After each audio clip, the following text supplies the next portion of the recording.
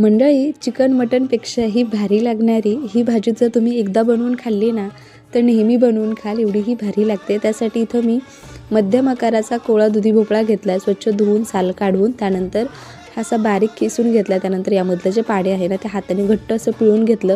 त्यानंतर यामध्ये थोडासा ठेचलेला लसूण, एक बारीक चिरलेला कांदा, कोथिंबीर, त्यानंतर काही पावडर मसाले घातले, ज्यामध्ये लाल तिखट, गरम मसाला, हळद, धना पावडर, चवीनुसार मीठ आणि 1 वाटी बेसन पीठ यामध्ये घालून सैलसर याचं बॅटर तयार करून घेतलं. त्यानंतर कढईमध्ये तेल गरम करून घेतलं आणि मध्यम आकाराचे हे कोफ्ते यामध्ये फ्राय करून घ्यायचे.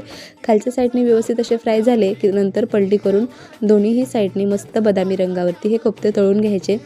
हे असे सुद्धा खायला खूप भारी लागतात.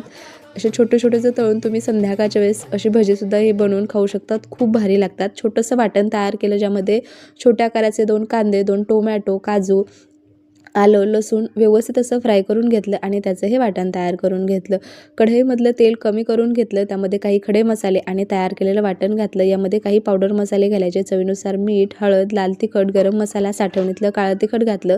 तेल सुटेपर्यंत व्यवस्थित असं परतून घेतलं. थोडीशी कोथिंबीर घातली आणि यामध्ये ना गरम पाणी घालायचं. तर इथं मी 1.5 ग्लास पाणी गरम करून घेतलं होतं. ते सगळं पाणी यामध्ये घातलं. खळखळून उकळी आणायची आणि त्यानंतर यामध्ये कोफ्ते सोडायचे. मस्त आज आपण दुधी भोपळ्याचे कोफ्ते बनवले. भाजी मंद गॅसवर शिजवून घ्यायची आणि तयार आहेत मस्त असे हे कोफ्ते. चपातीसोबत खूप छान